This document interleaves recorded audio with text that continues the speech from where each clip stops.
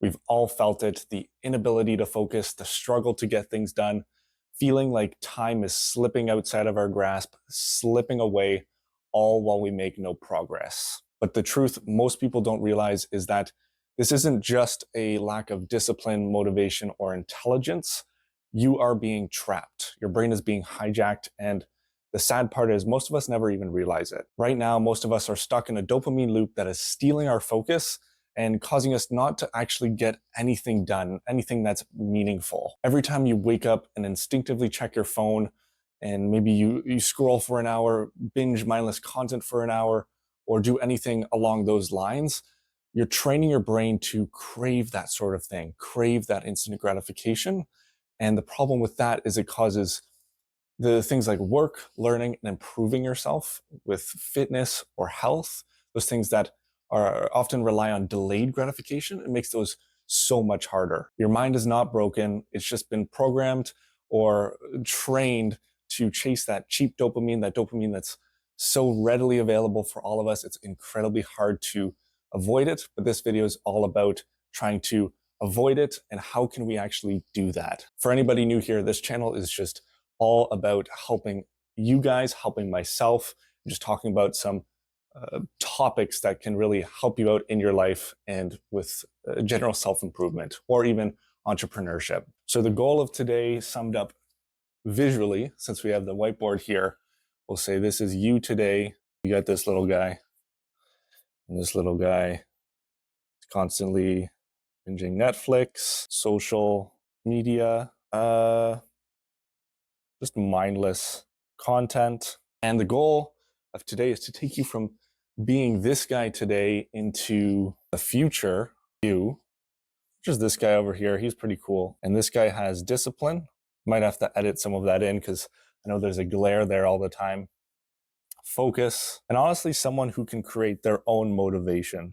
So visually, this is the goal for today. Dopamine is your brain's reward chemical. It's what drives you towards pleasure and avoids pain. I should mention, often the most substantial dopamine sources are actually on the other side of pain. It's just, like I mentioned earlier, it's delayed with stuff like fitness, health, or seeking a business venture, or really just creating anything. Often the process involves a lot of pain, but once you get that trophy, once you get that final product, or once you get that reward of any sort, the dopamine is much, much more substantial. In the past, the system actually worked in our favor. It's what drove us to hunt, search for shelter and food. It's what drove us towards social connections. Nowadays, it doesn't do that. It sort of drives us to stuff that's meaningless, seeking that instant gratification. Back in the day when it was actually beneficial for us, it would reward us after a little bit of pain, after a little bit of delay. Dopamine's kind of been weaponized nowadays with social media, junk food, or really any sort of content that gives you that amazing instant dopamine hit. It gives us that hit without any effort, without any purpose, without any actual meaningful reward. So instead of dopamine providing us with rewards like learning skills and actual tangible rewards such as money or a trophy of sorts or social connections, food, shelter, it gives us rewards that really, you're not really getting anything in return. So I'm going to draw a scale here. On this side, we have the instant gratification. And on the other side, we have the much heftier, more important side. I'll make this a bit more substantial. This is our heavier side, not the best drawer, as you can see, but this is our junk food.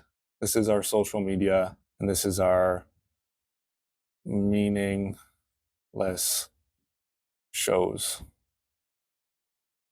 On this side, we have learning, implementing our skills to create. All right, creation. Creation could mean art, writing, content, creating products, creating businesses. Really, the one of the most important skills we have as humans is the ability to ideate, I don't know if that's a word, but just simply create things out of thin air, innovate, and make life easier for ourselves and honestly better. So on this side, we have real achievement, something that our parents will be proud of. And this side, we have instant gratification. And just to explain my visual example here, why is this heftier than this? Is because this actually gives us real achievement, something tangible, something that we can actually always have and push us towards the next level. This side, instant gratification, in the long term, it's nothing. Poof, doesn't provide us really with anything. So why do we actually want to avoid these instant gratification activities? Three things. It reduces your baseline dopamine levels. So on the average day-to-day basis, your baseline, because you're always pushing it to the next level. I'm just going to erase the bottom of our scale here. We'll draw a little graph. We'll be going back to math class. This is your old baseline, and we'll just give it a number. It's 180. You have 180 dopamine points when you were born, and this is what it's supposed to be at. But when you constantly peak it out with all these instant gratification sources, this baseline is going to go down to 100. So the little tiny things that you should be getting a little dopamine from, like eating a bowl of oatmeal in the morning, eating a bowl of yogurt, simple things like food, which should provide you with satisfaction, they're not going to give you as much. And you're going to be going back to these other things that give you that super large high. And ultimately, this leads to mental health problems, and you're just not going to feel as happy. Next thing is shortened attention span. Your ability to focus on others when you're talking to them, or focus on one thing at a time, whether it's work, school, really anything, is going to be shortened. You're going to go think about something else. You're going to multitask. You're going to do these things that delay progress. And for people that actually care about you and care about having a conversation with you, this can be incredibly damaging. Last thing is reduced motivation. Since these activities provide you with so much dopamine with hardly any effort, when you go do something that's just requires even just a little bit of effort, it's going to feel unbearable because you're not getting as big of a hit straight away.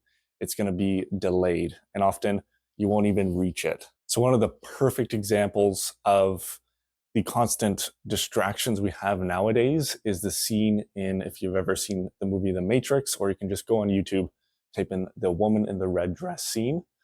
This is where Neo is walking down the street, and all of a sudden he sees a woman in the red dress. And when he sees her, he looks at her, and for a moment of time, she's the only thing that matters. His focus is completely shifted to that woman in the red dress.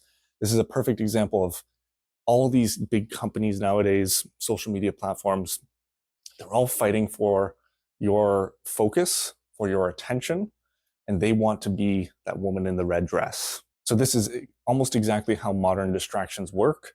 The moment you see a notification on your phone, that is the woman in the red dress. They want that attention from you, so they can have you on their platform, and they can make money off you, or they really are getting something out of you. So I'll do a little visual example. This is you. We'll call you Neo. And here is, draw a little dress. The woman, the red dress. Give you a little face too. And your eyes are being drawn over there.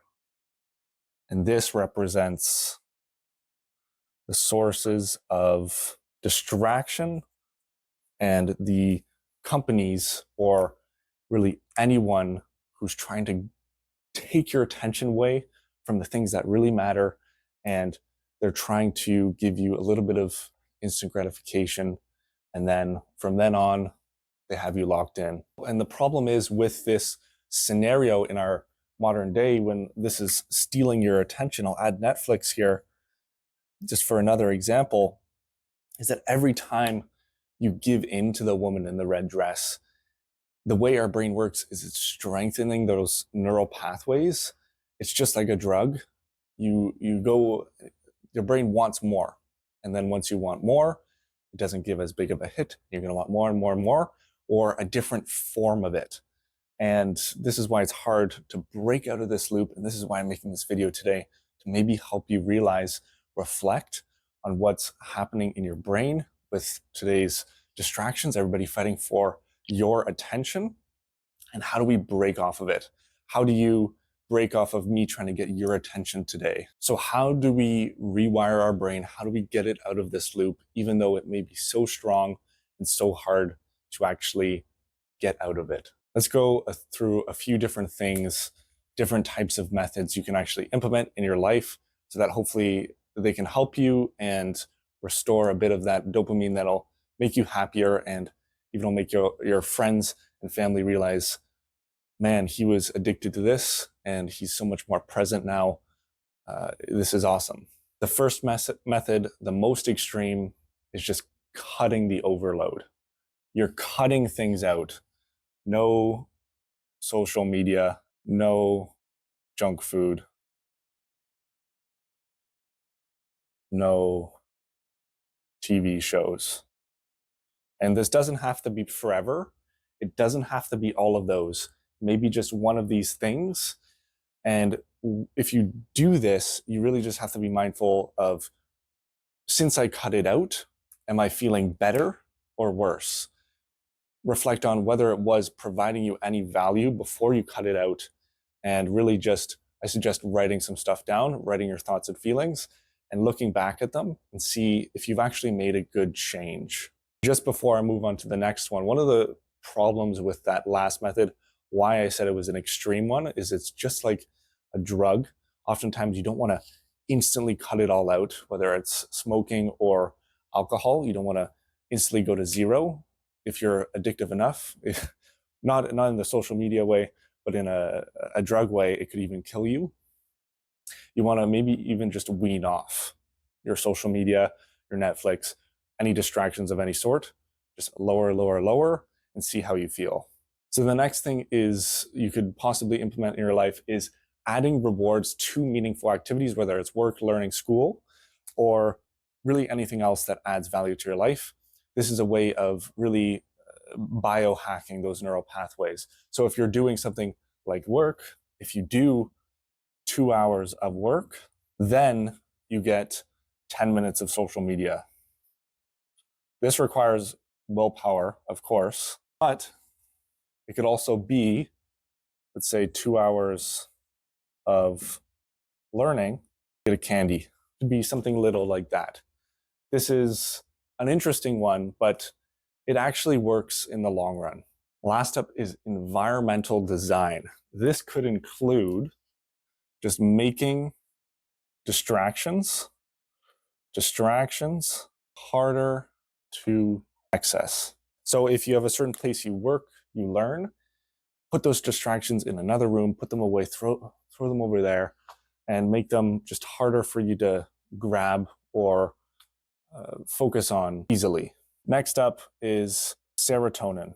Taking advantage of a different system in your body when you're doing something meaningful, such as having a blanket, hot chocolate, coffee, things that aren't directly dopamine associated, but give your body a sense of calm, a sense of coziness. Those things can help as well. Not seeking that true instant gratification, but just being comfortable and designing your environment so that you want to stay there a bit longer. So right now you need to realize your focus is the most valuable resource you have. Ultimately, your focus and the time you spend focusing on things, they're your most valuable resource, your most valuable commodity. And everyone nowadays wants to steal it. They want as much of it as possible because that's very, very valuable, not only to you, but to them too. But you just have to realize you have a choice. You can pick whether to chase the cheap dopamine, chase the instant gratification, which honestly, it's so easy, it's so tempting, but you can change from that and you can be at peace, be more calm, and actually focus on things that provide you with real value. Remember, most people who watch this video, most people who hear these things will do nothing, but the goal is to not be part of that group and actually just go take action. Taking action is the biggest hurdle that you're going to have to conquer. It's the hardest part of really starting or doing anything. It's almost, let's say it's 75% of the work. And the ones who cut out the noise and chase delayed gratification rather than just simply instant gratification, those are the people who accomplish more in a year, more in a month than others do in their lifetime. So I wrote here, focus equals freedom. This has other connotations. The more you can focus on what you actually want to do and actually gives you tangible achievement, gives you an actual real reward, this is what freedom is. Having control over your time and what you focus on. This should be the goal for all of us. This is just freedom in a human sense, in a basic sense. So if this resonated with you, or maybe you want to ask some questions, or you want to know a bit about my struggle with these topics, drop a comment below. I'll chat with you and I'll let you know what works for me and what sort of systems I'm implementing to beat these people trying to steal my attention from what actually matters. I'll see you later.